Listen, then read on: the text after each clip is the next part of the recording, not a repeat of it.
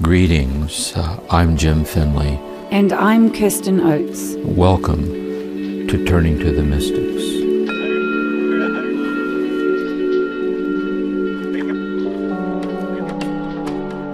Welcome everyone to another dialogue with Jim Finley on St. John of the Cross, our current mystic on Turning to the Mystics.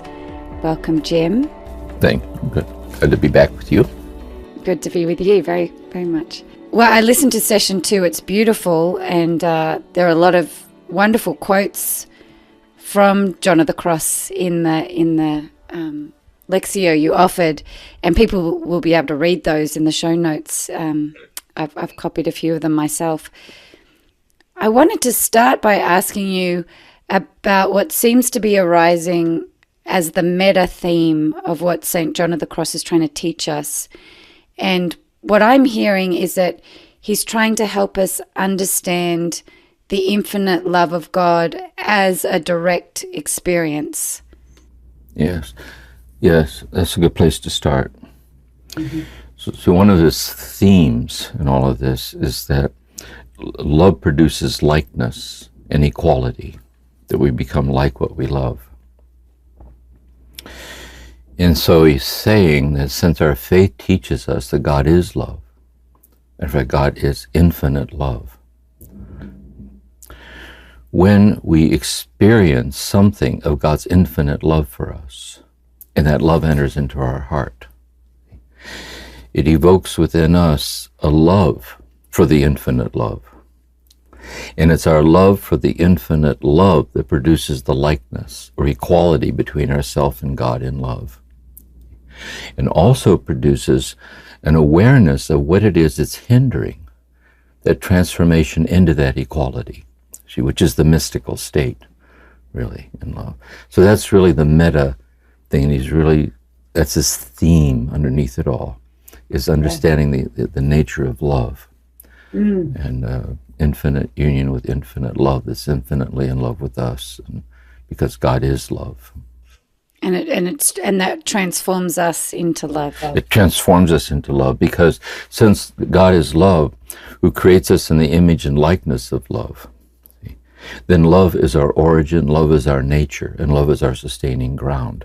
So really it's actualizing our God-given love nature, our God-given godly nature, and being healed from all that hinders that actualization from occurring.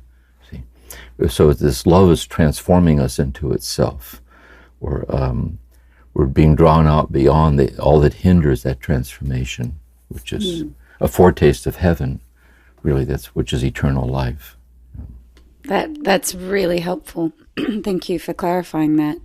And then, Jim, John of the Cross uses finite experiences to point us to the infinite love. Is that how he goes about it? That's part of what you were reflecting on in this last session.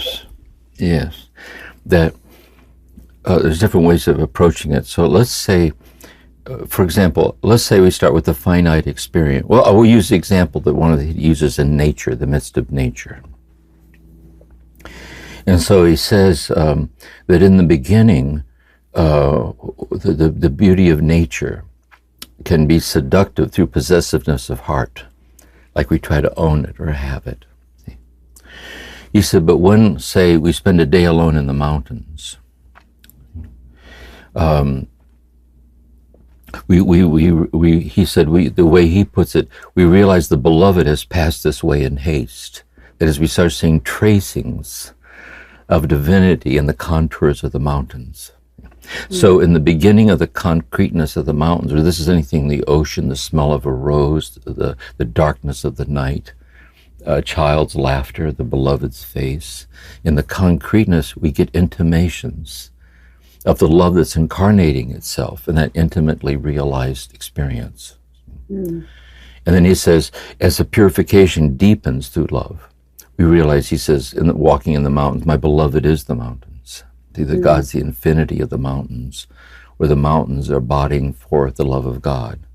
And so everything is seen as sacred, everything is seen as divine in its concreteness, and it's nothingness without God. It's God's manifested presence. And it was there all along, but I couldn't see it. because my love was too myopic. It was too closed in for what I can have in my finite ego. But as I learned to pass beyond the frontiers of myself through love, this starts shining through. So does that mean that final I am the mountain, is that the experience of infinite love that St. John of the Cross is inviting us to? Well, yes, it is. But say this, that God is the mountains, and simultaneously and infinitely more besides. See, which is the mystery of God. So God's generosity is infinite. So God infinitely gives himself, infinitely gives herself as the night, the mountains, the darkness, whatever.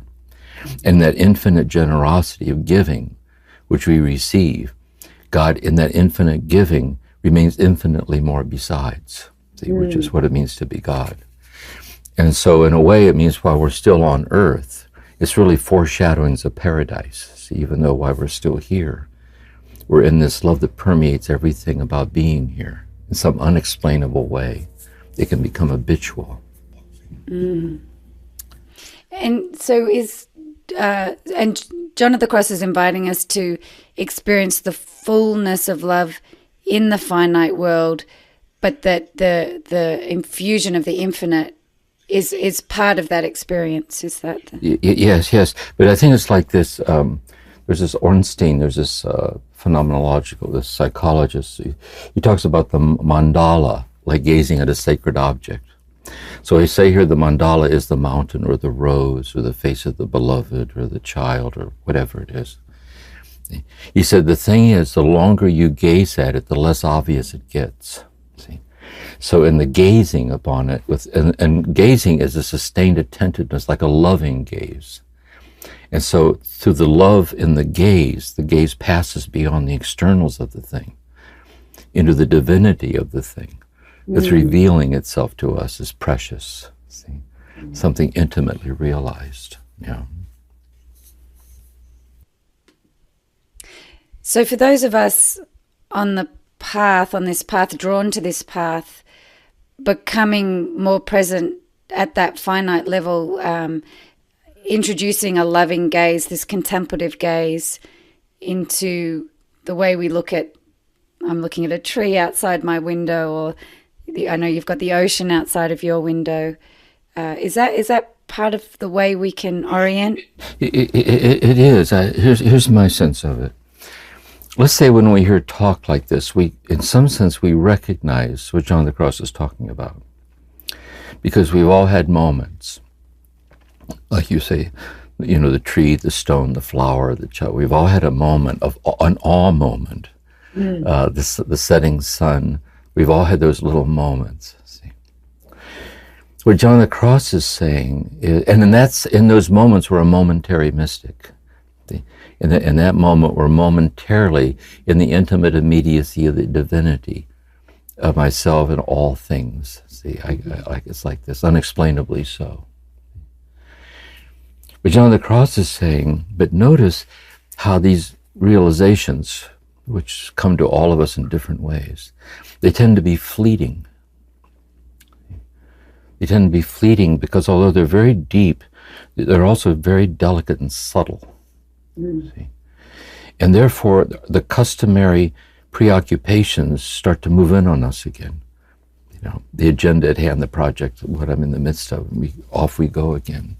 Yeah. So what he's saying is, what we're looking for is a certain stirring of a kind of a longing in our heart to abide in the depths so fleetingly glimpsed.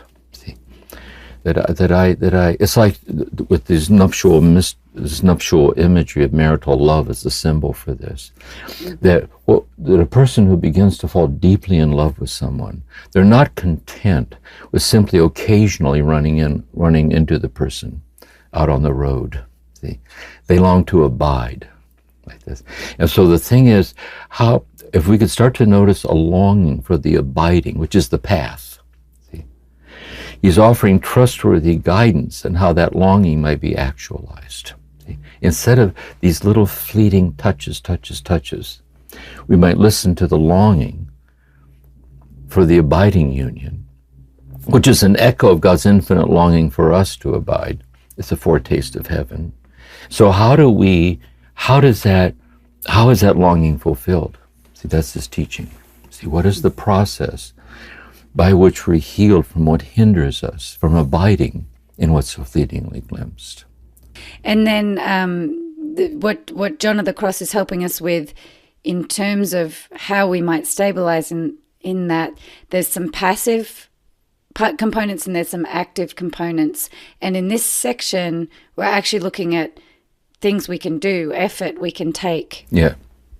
When we started out, the very first talk on the 3 signs of noticing the onset of the night in meditation, we see there that it essentially begins first as passive, because God achieves it in us while we're sitting there reflecting and meditating, and God achieves it in us by a strange sense of being powerless to gratify our sense of God's presence in prayer, because God's removing our ability to be gratified at the emotional level, because it's a finite way of experiencing God's infinite presence, and so that might clear the way for an infinite gratification of infinite union beyond the finite. So now what he's talking about is how to take that insight and extend it throughout every moment of the day. See, not just when I'm at prayer, but how can I actively cooperate with this ever so subtle love, like tugging at my heart, drawing me into itself? What are the habits that I can cultivate to stabilize in it? And that's what he's, a contemplative spiritual direction for this. Yeah. Fabulous. So just to help us understand then what he's offering, the guidance he's offering, Jim, can you help me unpack the way St. John of the Cross talks about the soul, the senses, and the appetites? Yes. I notice in terms of the soul where he talks about it as a clean slate. And so I was a little confused by let's look at that. By that. Yeah, that would be very good. Okay.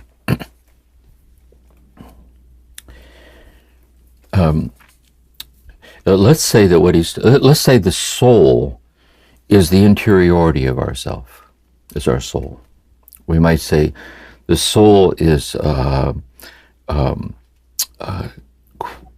God-given godly nature created by God in the image and likeness of God as the qualities of consciousness itself, presence itself. And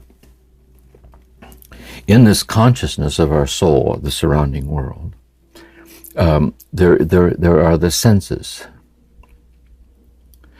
And the senses are our capacity to be aware of and take into ourselves sensory experience, things that we can do, the 5 senses, things we can touch, smell, taste, feel, and so on.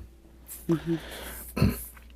And certain things that we experience through our senses derives pleasure. And therefore we seek to be at this, so the appetites are the 5 senses fueled with the desire for gratification. That's what they are. So what he's talking about then are inordinate appetites. So at lower levels, we know inordinate appetites. We might say addiction is an inordinate appetite. We might say there's ways that we can desperately cling to try to have something and hold on to it, and the pleasure that, there's all that to be dealt with.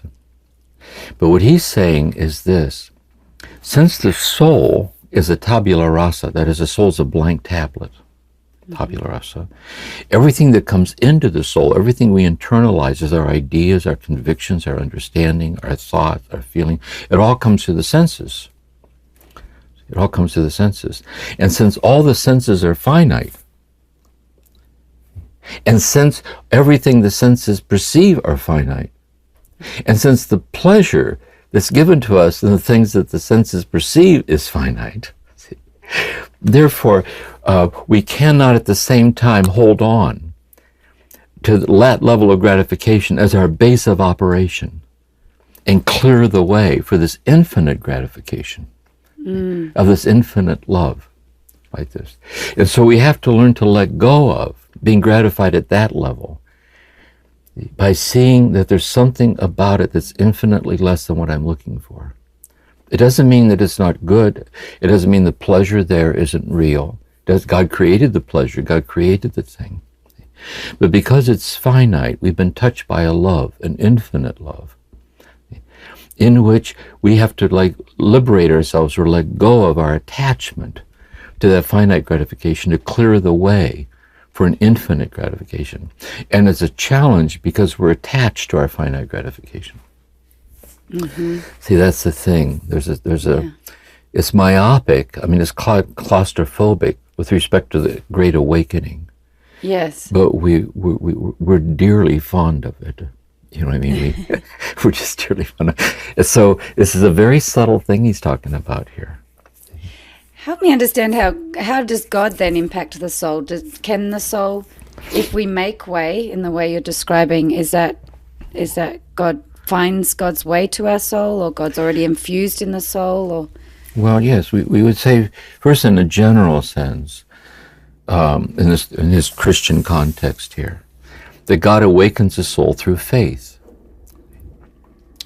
And so through faith, we hear God loves us. Through the power of the Spirit who dwells in our hearts, we're empowered to know that God does love us.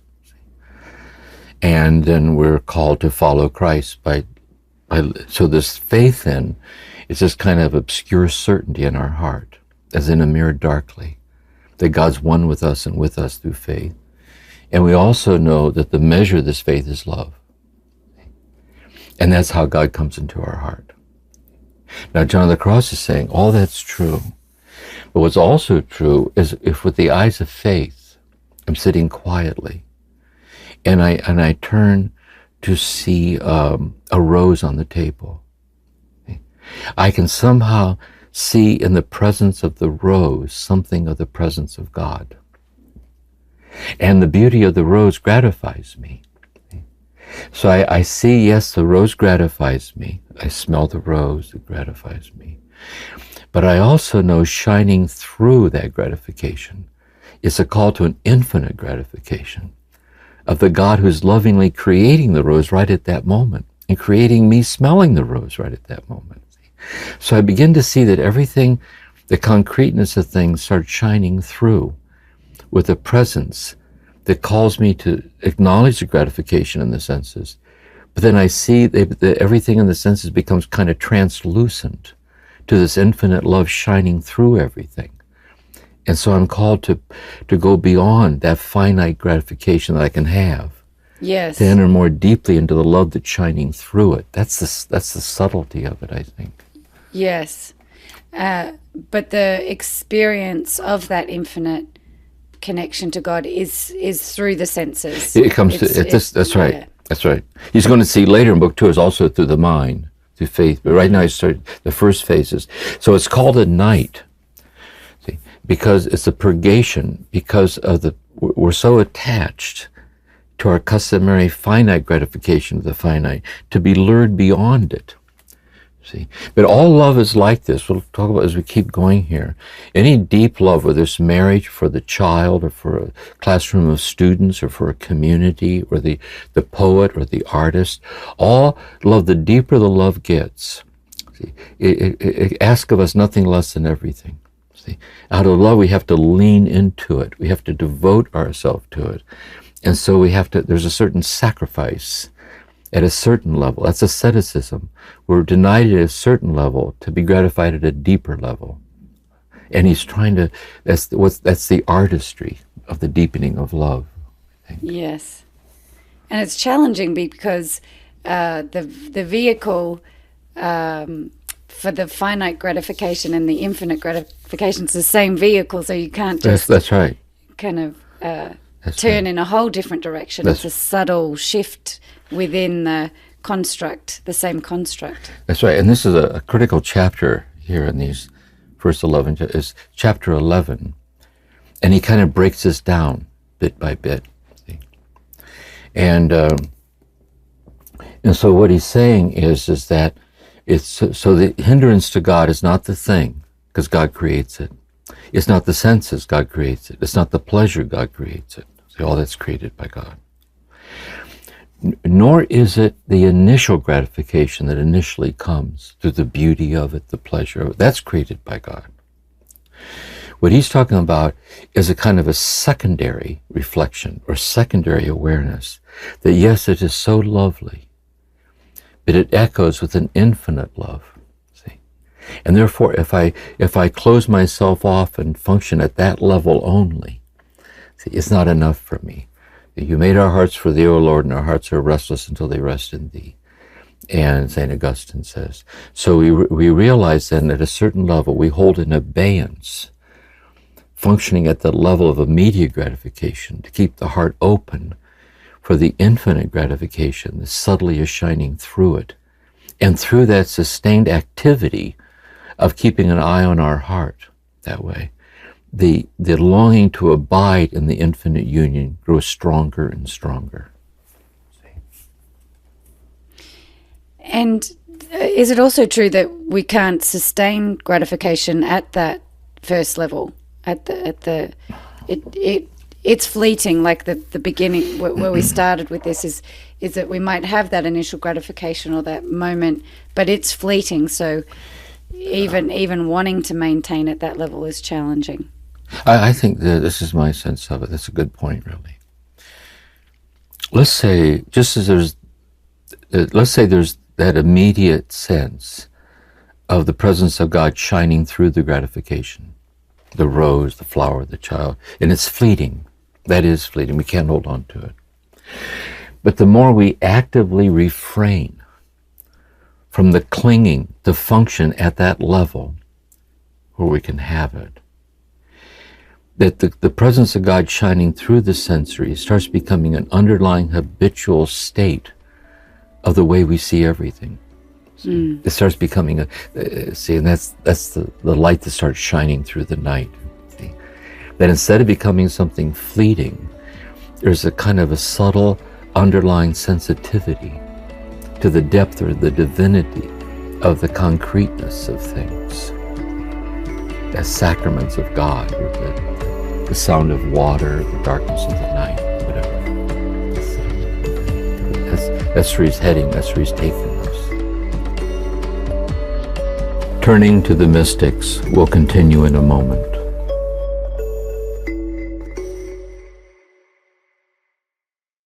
Well, so let's talk about some of the actions that he's encouraging us to take on the path. So part of it is to understand the habits within ourselves that hinder what you're describing, that openness to, that kind of shut down the lens that's open to the infinite.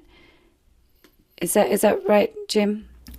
Let's say, first of all, that we're sitting with John of the Cross, and there's some sense that the things he's saying speak to us.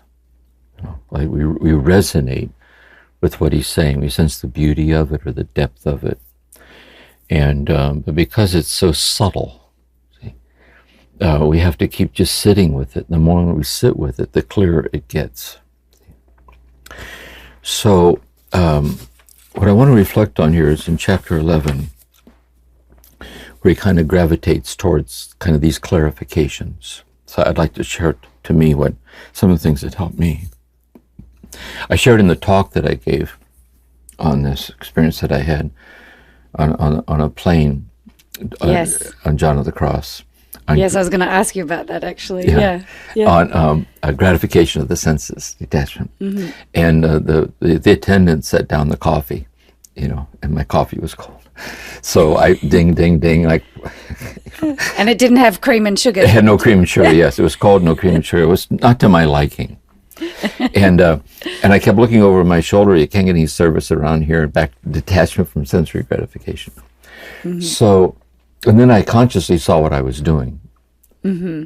And which was what? What would you describe? I was embarrassed because I was attached to my image of myself as someone who was detached from sensory gratification. And just some cold coffee ruined my flight. And I was reading chapter 11 of St. John of the Cross. And they're expecting me to go give the retreat. I mean, what the hell? What's going on around here? See? But I think this is a deeper layer for me. See, what happens when we listen to talk like this? The ego never tires of setting up everything as a goal to reach. Oh, yes. Am I detached yet? Am I detached yet? Am I detached yet? See? So I realized on the plane that I was embarrassed because I became conscious of the fact that I was attached to my image of myself as a detached person. Am I detached yet? Am I detached yet? Because if only I could strive and get detached enough, then mystical union or bust, I think I could pull this off. See? And so what I think the deep attachment's about, what this is really all about. See, Jesus says, who can be saved? They say, with us, with you as humans, it's impossible. With God, all things are possible. And what we're really doing is giving up our image of ourselves as someone on a path of getting the pegs in the holes and realizing degrees of union, degrees of thing.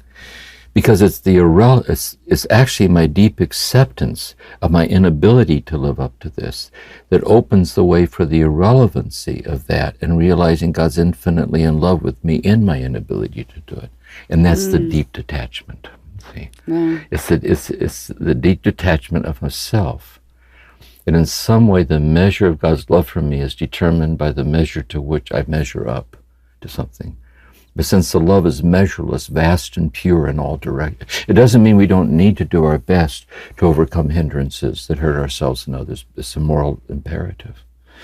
But really, the great transformation happens in tasting deeply the infinite irrelevance of that, in the love that loves us so, in the very deep acceptance of the depths of our poverty, like that. And so, that's why he says a bird held by a slender thread is held just as much a prisoner as one held by a great rope if it won't break the thread. And so what he's really trying to help us get at are what are the subtle things in my heart, the habits that I'm monitoring so carefully, and I'm discouraged that I haven't gotten over them yet. And that's what he's really trying to get at. See, how do I hand myself over to God infinitely in love with me in the unresolved matters of myself and my fragility, which is the great deliverance, I think, really.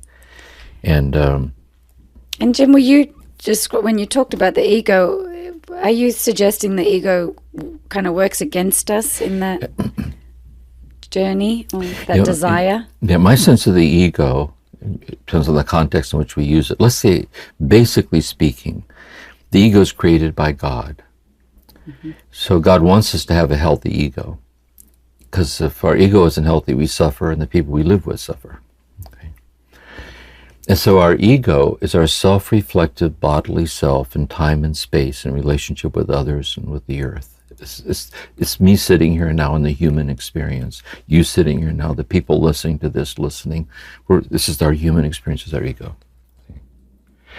From these traditions, to see that the ego is the consciousness in which we're endowed by God to awaken to God's presence, see, religious experience. And the ego comes upon within itself what transcends itself, which is religious experience, God, the holiness. And also the ego then, in experiencing that, is to then freely surrender and give itself over to God. See, like that, this ego. So in the nobility, the refinement of the ego is the refinement of that ego sensitivity to the love response, to freely choose to give ourselves to this love. The wounded ego, not just that it's wounded by the state of over-identification with the finite, which closes off access to the infinity of the finite, but there are also certain subtle habits in the ego. There are often survival strategies formed in trauma and abandonment and through habits. And they're deeply ingrained in us. They're very deeply ingrained. So John of the Cross is inviting us to very lovingly be attentive to those things, keep handing them over to God, knowing that somehow God's loving acceptance of us is very present in our very inability to get past it, deeply accepted. And so I think there's something very intimate about the sensuality of this, because it touches deep places inside of our body, inside of our emotions, to be infused and sustained by this love, this tender-heartedness.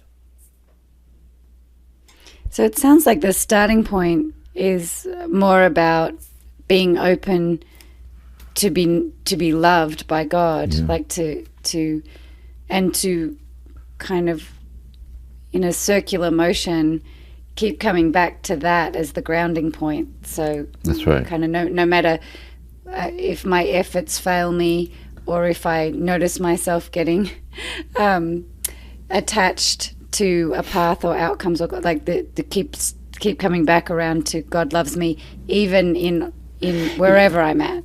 Yes, and that's why John of the Cross says in the prologue to the Ascent, he says, I'm not going to rely here on reason or science, because we need to honor it, but it's not capable of coming to what we're talking about.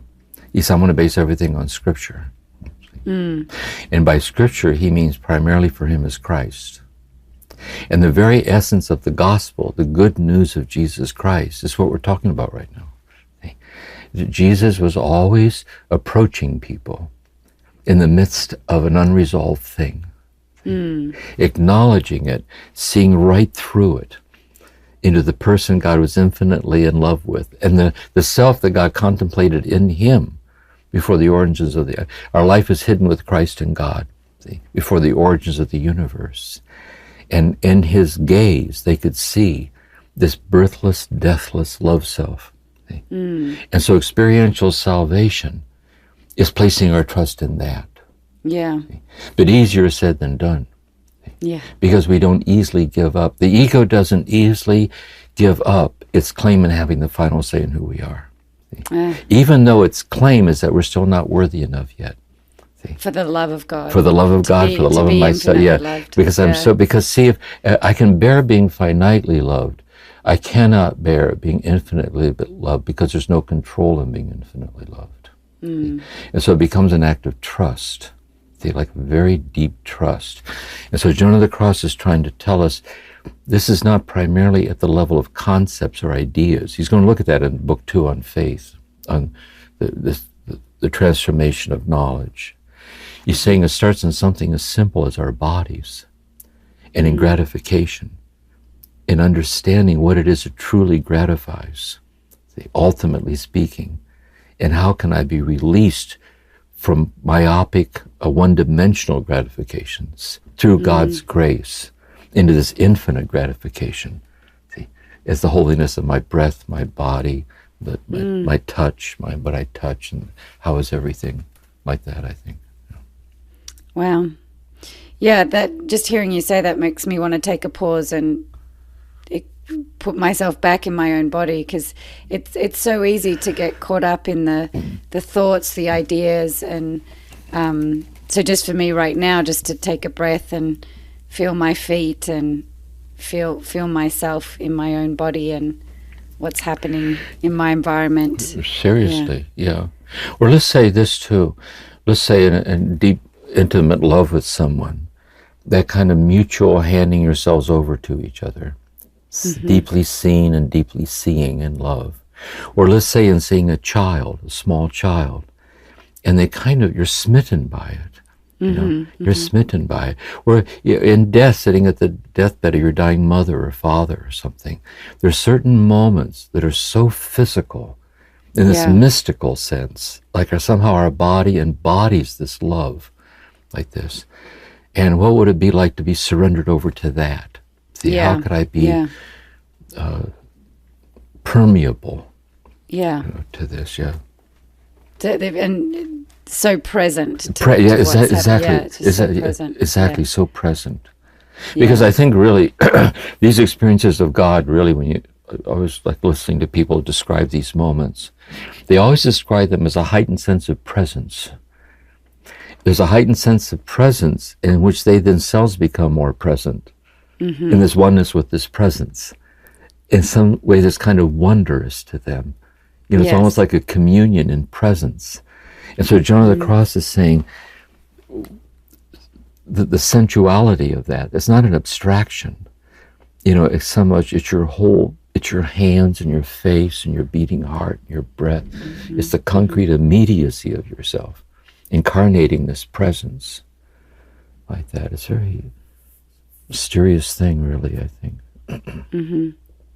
So, Jim, is something that we can do, would it be to notice how we treat ourselves and others, that sense of where we're loving, where we're not loving, and start to gently inquire, look into ourselves, what's getting in the way of me being loving the way I want to be, or being kind to my own body, or being, as connected and loving as I hope to be. Exactly.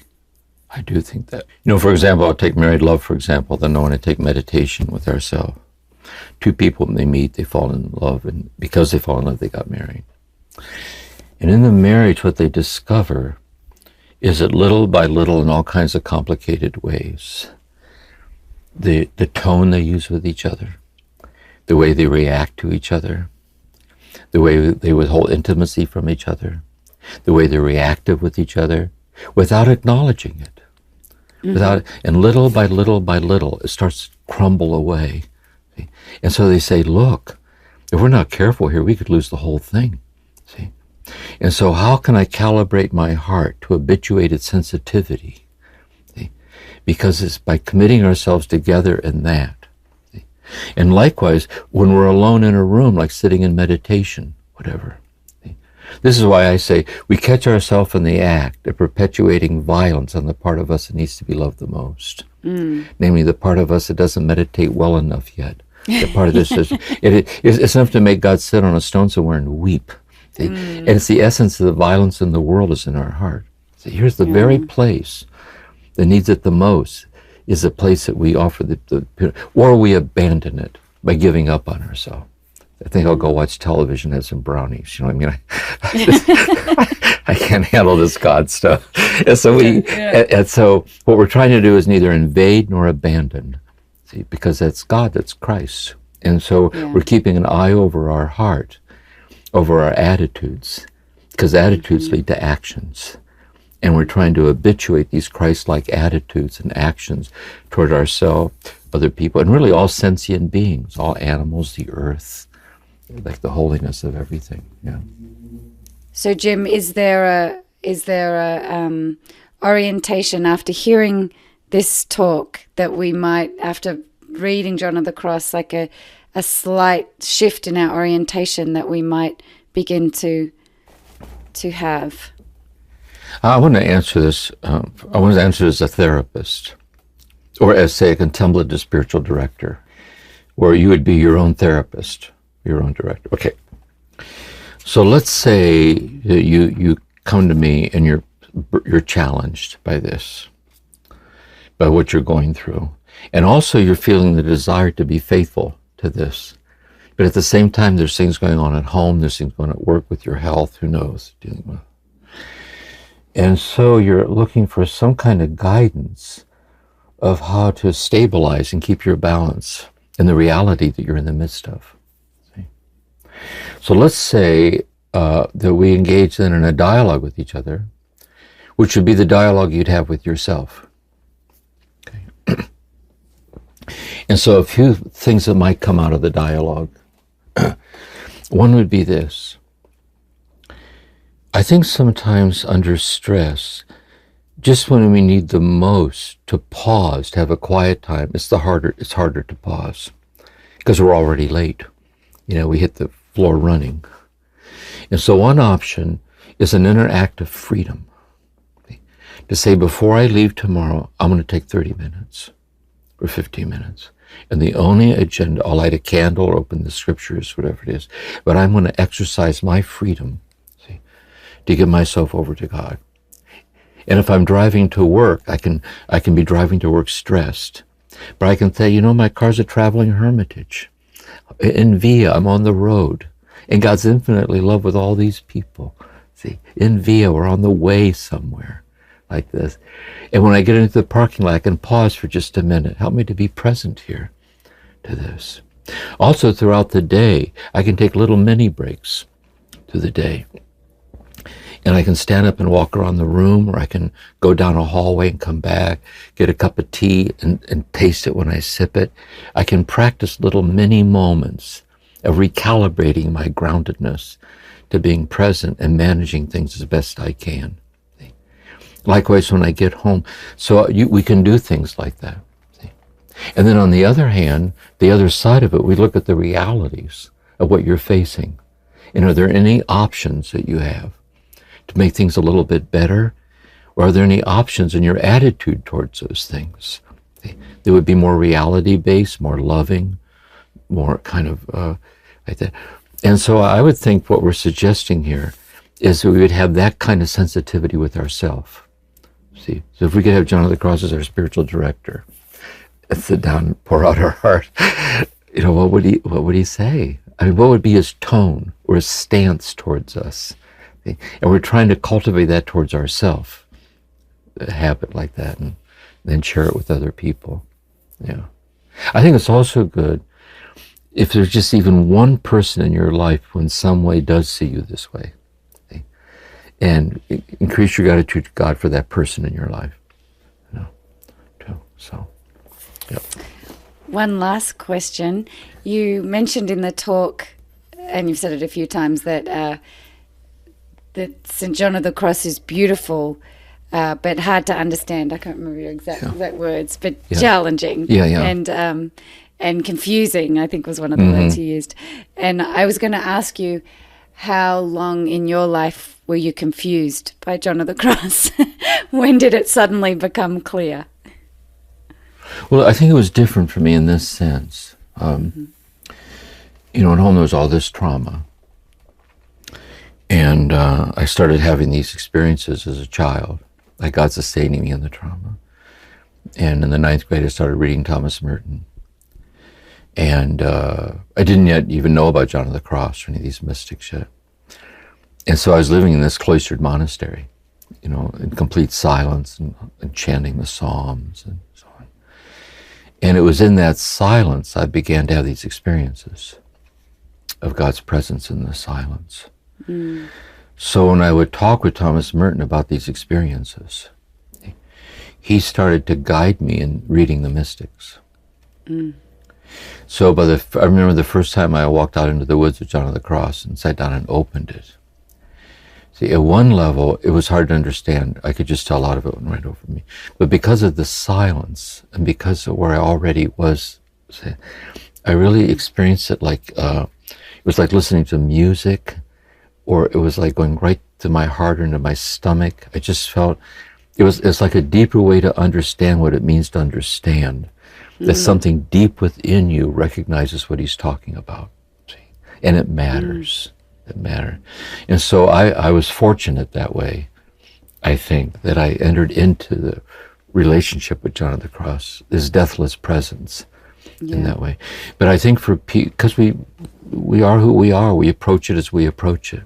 Yeah. And so I think for all of us, so regardless of where we are, if we calibrate our heart to a fine enough scale, there is, in our stillest moments, and with the child or the beloved or sitting alone, there are certain moments where we have intimations of unexplainable nearness. Yeah. And we know that John of the Cross is talking about that. Yeah. And if we go very, very slow and just let it soak in and walk with it, little by little, it becomes clearer, not conceptually clearer, but it becomes intuitively or viscerally clearer. It's like a language that bears witness to unexplainable things, and you kind of get acclimated to it over time. Yes. That's what I think. That description was really helpful that you gave, Jim, about when you first read the book. It's like the visceral sensation of awe, which is where we started this conversation, is that those moments. But you gave a nice description of how that felt in your body, and that's kind of the sensation of it. Yeah, that's why I encourage, as we go through these mystics together, it's always, as you go through a mystic, you find that a certain mystic, for some reason, speaks to you more directly than another. Yeah. And it's like finding a contemplative spiritual director, that you find one that aligns himself, herself, with you. But I do think they all have this quality about them. And I'll end on this note. I was thinking of Jesus recently this way. When in the monastery, I learned to read the Gospels like this, like Jesus as the mystic teacher. And the way I put it is that it became clear to me as I read the Gospels like this, is that everything that Jesus says is like falling off a cliff. And that it's a bottomless abyss that will never, never, never, never get to the bottom of anything he says. Because it's the bottomless abyss of God's presence welling up, voicing itself in the world. See? And likewise, everything Jesus says is like a wall of sheer granite, impassable when we approach it from the opinions of our ego. And so to be with Jesus, to read everything that Jesus says and does, and this is what John of the Cross does. John of the Cross saw Christ. He saw this as a rendezvous with the mystic Christ. See? This way is this true meaning of the essence of incarnate infinity in the world and the human heart. And so I think it's like that, I think. Yeah. Beautiful. And so one encouragement we might give to people is when they listen to the Lectio, your Lectio sessions, when they go into the meditation, is to really just take a moment to ground themselves in their own body and their own breath, and to just be present to themselves. I would say this. Let's say first they listen to the whole thing first, like half hour. It's a talk. Just let it wash over them. Then go back and replay it and just take one thing that got to you. See, just one phrase that got with you. Turn it off and sit with that. Yeah. And ask God for the grace to experientially enter into the beauty of that. Like that. And that's what's always worked for me, like aphorisms, like the one-liners that get to you. Yes. And like poetry and blank verse, you just take that one thing. And then if you want to, what helps me is write that out and fold it up and keep it in your pocket over your heart. See? And as you go through the day, touch it. See? And little by little, this language gets inside of you. You know what I mean? Like the cadences of the teacher's voice start echoing in your own voice, and they kind of draw you into this thing. That's what's worked for me. That helps. That's beautiful. I've got one of your one-liners on my desk. I'm just going to show it to you, but I read this every day, which says, "A love shines bright that conquers a traumatized world." Yeah. Well, yeah. I love that one. Yeah, that's lovely. That's true. It's true. Someone very clever said that, Jim. Yeah. Wow. Okay. Well, thank you for your time today. Yeah, good. Wonderful. Thank you. Yeah, it's great. Okay.